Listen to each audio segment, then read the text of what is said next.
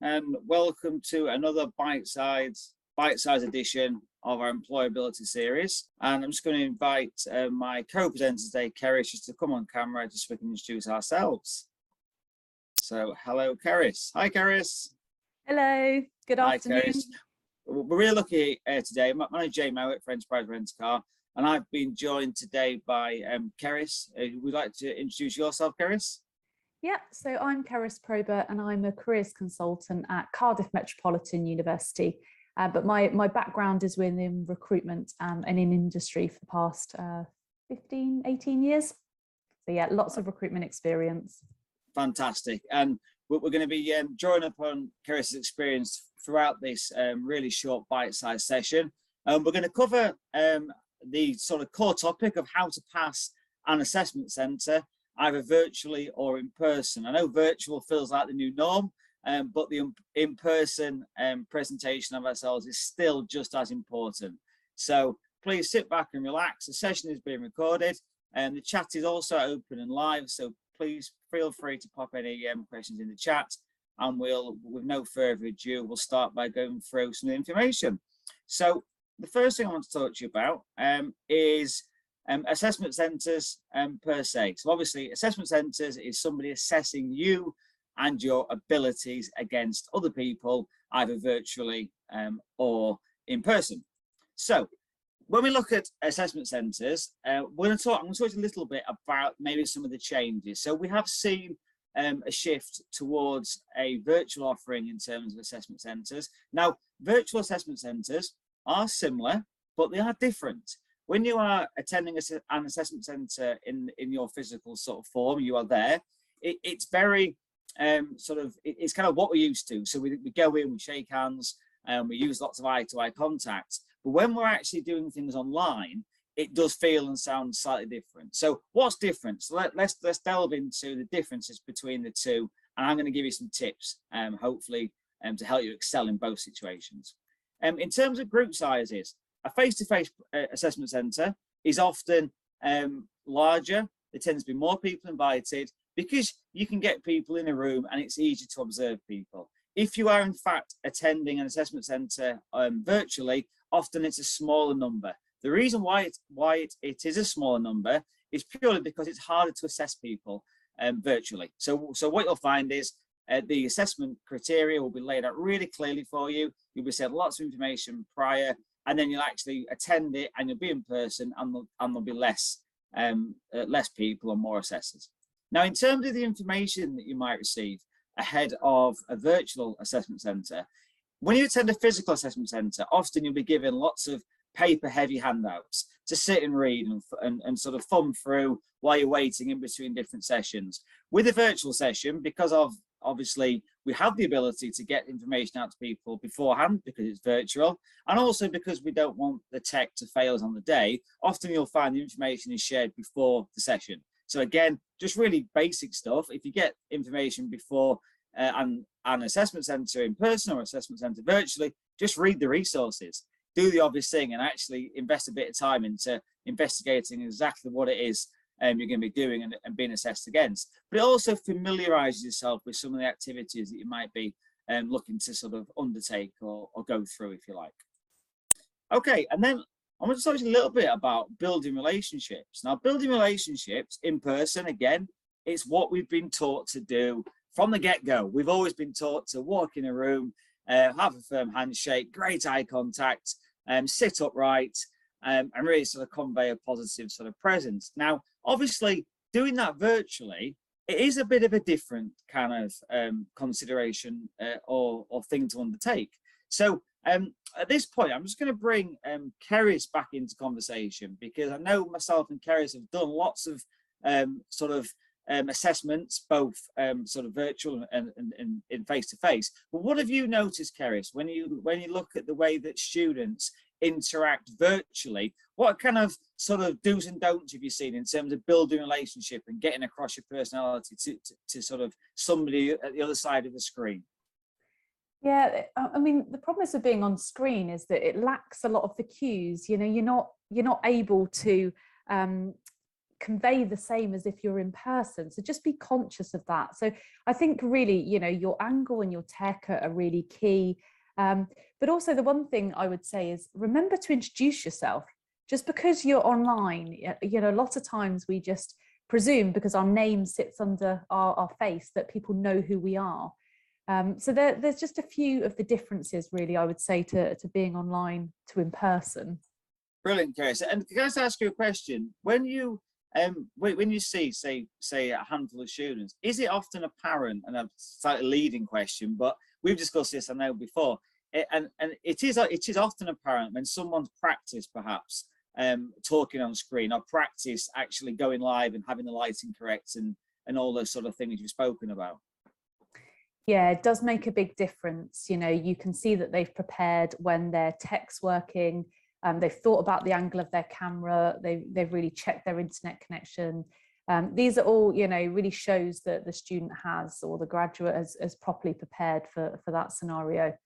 So yeah, preparation really is key. Fantastic, Ceris. Thank you so much. And again, I don't want to steal too much of your thunder, because I know you're going to talk to us later on in the session about some of those key points. I'm going to move on now. Thank you so much, Ceris.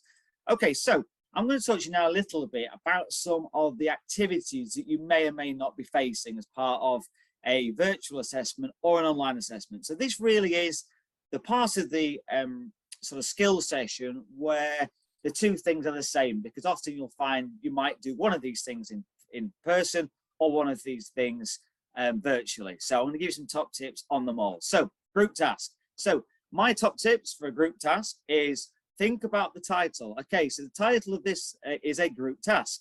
Therefore, it's a group activity. So what are we looking for? We're looking for interaction. We're looking for the fact that you can operate and function within a group to complete a task and do that in a proficient fashion. Now, that proficiency for me might be different for you. So what you need to do is look at your skill set, look at what you represent in terms of that unique offering, and play to your skills. If you are an influencer and you have the ability to communicate and get your point across, use that, but obviously in a positive way. If you're somebody that's good at analytics and planning, again, use that skill, but get that across in the group that was the part you played.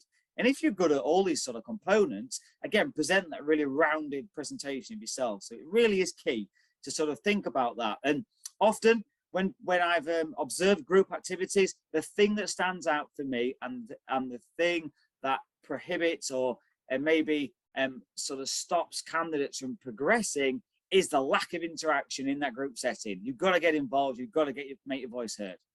Okay, case studies. Now you might be asked to look at a case study.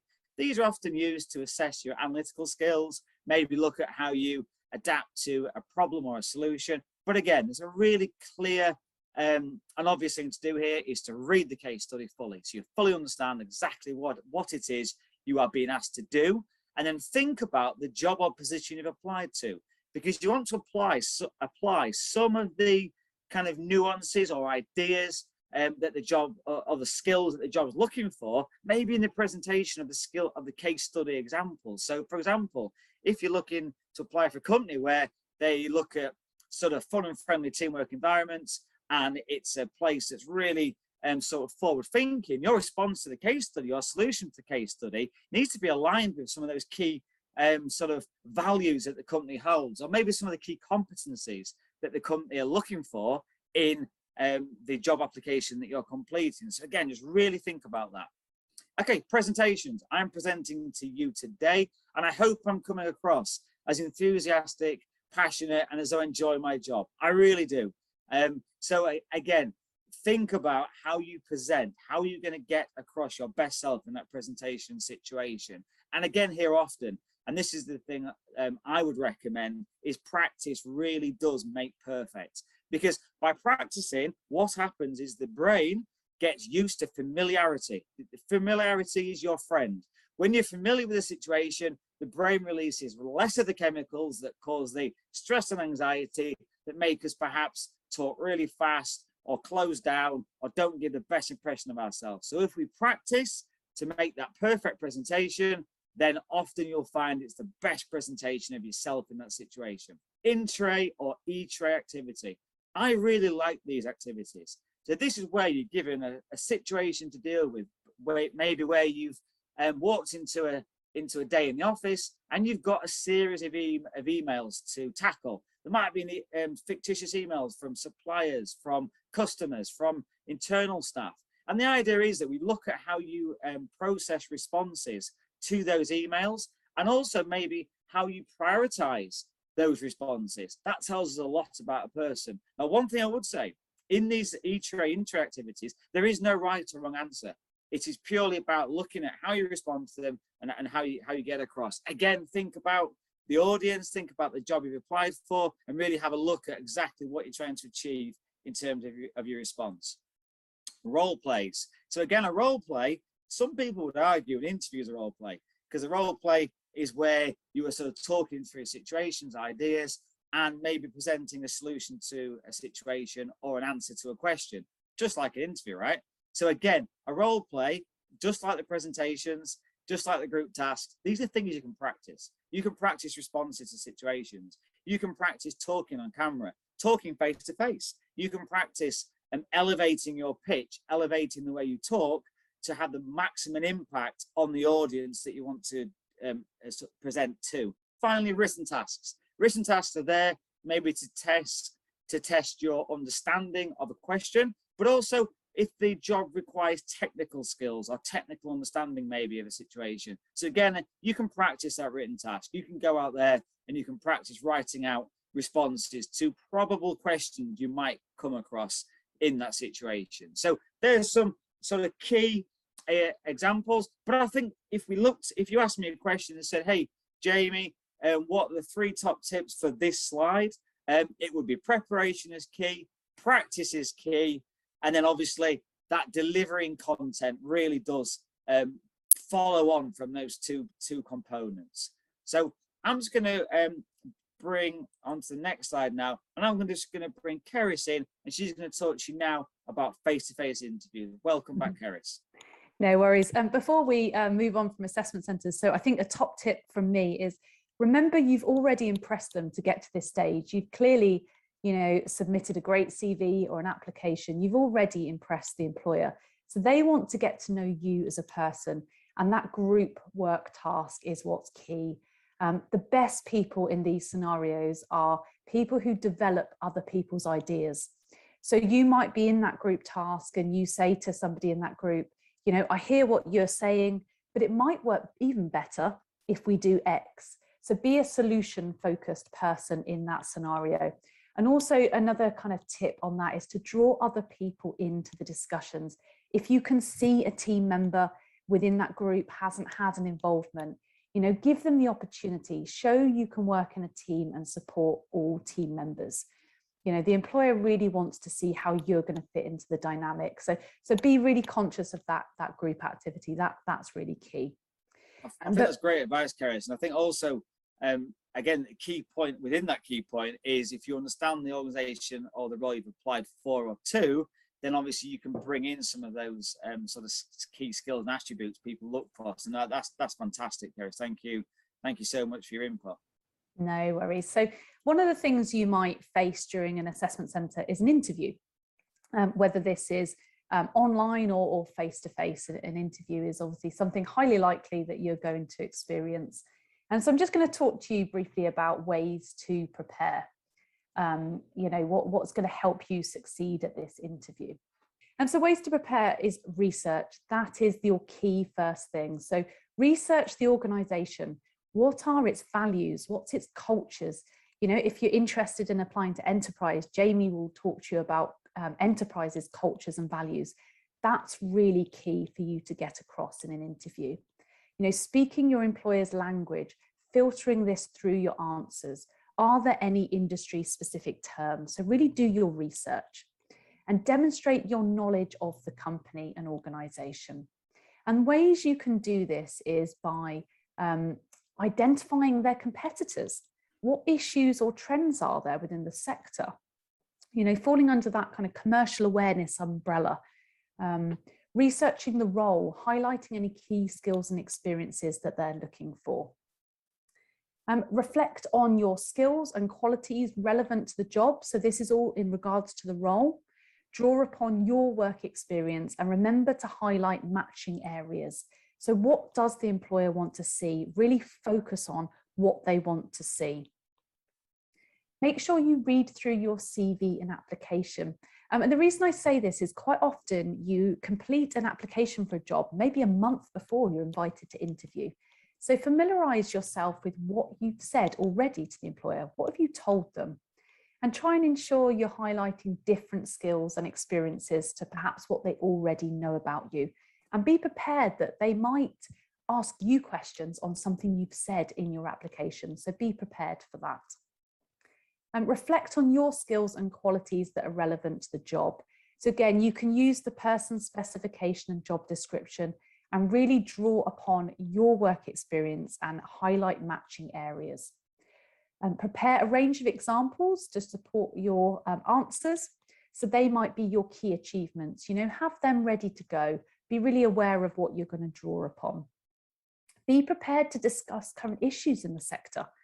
This is again that commercial awareness, showing your knowledge and understanding is current. Don't be afraid to share any constructive thoughts or issues, but you really make sure you've kind of done that research and preparation. And then lastly, consider questions you would like to ask the interviewer, but choose your questions wisely. You've really only got the opportunity to ask 2 to 3 questions here. So try not to waste that question with something really obvious. That might be easily be available on Google or on their company website. A quite good question you can ask the interviewer is, what do you enjoy about working for this organization? Everybody likes to talk about themselves a little bit, so that can be a really nice question to ask in the interview. The other thing I want to talk to you about when we look at how we can prepare for an interview is to be conscious of our interview etiquette. So if we can move on to the next slide. So interview etiquette is key, and especially key if we're thinking about this could be online, but regardless of whether online or in person, one of the things candidates quite often forget is to introduce themselves. So the interviewer knows who you are. They've got a list, they've got a time, they know your name, but it is really important if you've not met them, to introduce yourself. So, good afternoon, I'm Ceris Probert. It's lovely to meet you. So remember to introduce yourself. Smile and express your enthusiasm for the job. Jamie talked about that when he was presenting. Really kind of show that you want to be there. The employer will pick up on all those non-verbal cues that you're giving, such as smiling. Easier said than done, but try to relax, breathe, and remember an interview is a two-way conversation. So the employer is going to be telling you information about the company as well. You're going to have the opportunity to ask questions back. Try and sit in an upright, comfortable position. This is because not just you'll feel better, you'll be able to speak easier if you're sat upright, but it helps you have open body language. So you'll come across a lot more professional and you'll feel a lot more comfortable. A good tip, keep eye contact with the employer. This is because we get a lot more senses are invoked when we have eye contact with people. And this is quite easily forgotten online. So I will naturally want to read what's on the screen or look at your face on the screen, but try and keep eye contact with the employer, and that's a lot more engaging. And lastly, speak clearly and not too fast. You're better off just slowing it down a little bit and taking your time than speeding up. And again, that can happen quite easily when we're nervous. But there's just a few of my top tips around interview etiquette. Fantastic, Ceris. And there's a couple of points I'd like to pick up from those 2 slides that you've presented. I mean, one of the first things from the previous slide about the questions, I call them interview memorable moments, which is easy for me to say on a Tuesday afternoon. And it is, when somebody asks a really great question, it shows great research and it shows interest, but it also creates that talking point. And I think, again, to your point on this slide, when you're talking about that two-way conversation, often as an interviewer, you are asking questions of somebody. So you're kind of leading this sort of conversation, but when someone asks you a question, the kind of roles reverse, and then the candidate is leading the conversation. And that really creates that sort of memorable moment because it's not something you were prepared for as an interviewer. And I think some of my best interviews is when I've been asked those really sort of interesting and challenging questions. I got a great question the other day where a candidate said to me, Jamie, I had a look at your LinkedIn profile. Well, there's a whole new webinar series right there. And I noticed that you had 7 positions in the last sort of 15 years. Which of those positions was the most challenging and why? And I just thought that was a great question. And it showed great research. And we talk about this, don't we, Ceris, to LinkedIn, the power of LinkedIn and the power of connection and connectivity and widening that network. And I just thought it was a really great example. Exactly, and it shows exactly they've demonstrated, they've researched, and that they care about the position, because they wouldn't have done that research and looked into you if they didn't care. So that's a great example. I like that one. Yeah, brilliant, Kay. So thank you so much. Brilliant. We've just spoken about values, okay? So these are enterprise rent-a-car's values. These are found and positioned on our careers website. They're used in promotional information that we share. We use them at careers fairs. Now, these are values that we're really proud of. These are values that are resonated throughout our entire organization globally across the 90 odd countries we operate within. And what's really interesting is if you talk to anybody from a company such as Enterprise, they will be aware of the values. So I know these values inside out. So if you were to talk about some of these values in an interview, then that would be really, really powerful. And it showed great research in your part, but more importantly, this allows you to align yourself with the values of the company and actually look and see, is this a company that I'd like to engage with and work with? I often get asked, what's my favorite value on the screen? And I don't really have a favorite, but I particularly like the fact or the value that Enterprise as a company is a fun and friendly place where teamwork rules. I've seen this throughout my entire career. And then also our doors are always open is reference to our diverse workforce and our inclusive nature in the workplace. And that just, those 2 pointers there, those 2 values just make Enterprise a really fun and inclusive work environment and somewhere where I particularly enjoyed working. So in terms of a question that I've just seen in the chat is, what advice do you have for those students who are maybe introvert and looking at the assessment centres and maybe those stressful environments? Now, again, it's all about preparation. For me, preparation and practice is your friend. When you prepare and practice for something, it allows you to build up that kind of really sort of confident approach to situations. So again, I'd really recommend practicing and really repetition can really be a friend. Do you have any advice for any of the students, Ceris, in terms of someone that's maybe shy or introvert in terms of preparing for an interview or assessment centre? Yes, I do actually. This is very relevant. I've just been, talking to students this morning about personality profiling. What I would say is an employer doesn't want a team of extroverts. That would make an awful team. They'd all be very dominant types of people. So an employer wants a mixed and varied team. They want lots of different skills and attributes. So you do not have to be the most dominant person in a group work exercise to succeed. You just need to contribute, have good ideas. They might not need you to be the leader. So don't worry about being the leader of that exercise. We've all watched The Apprentice. Quite often the leader isn't necessarily the most successful person each week. It's the person who contributes the ideas. So please don't feel you have to be extrovert. Always be yourself. That's great advice, Ceris. And I think I've often seen group exercises, observed them as a recruiter, seen people that are particularly dominant in the situation, and maybe some of those that are a little bit more sort of quieter and calmer and just contribute in a sort of nice systematic fashion. But then when you get those people one-to-one in an interview situation, you can be your best self and be whoever you want to be there. So again, yeah, really great advice. Fantastic. Thank you so much, Ceris. The chat is open. I've just got another question in the chat. A couple of questions actually. One of the questions that's gone into chat is, how important is it to network at an assessment centre? So it's really important to network at an assessment centre. Networking shows an ability to converse, an ability to talk to those around you, and it just shows some of some of the interpersonal skills that may be required in a role or in the workplace. Ceris, do you have any advice on kind of sort of pre, post, and during sort of networking at any assessments?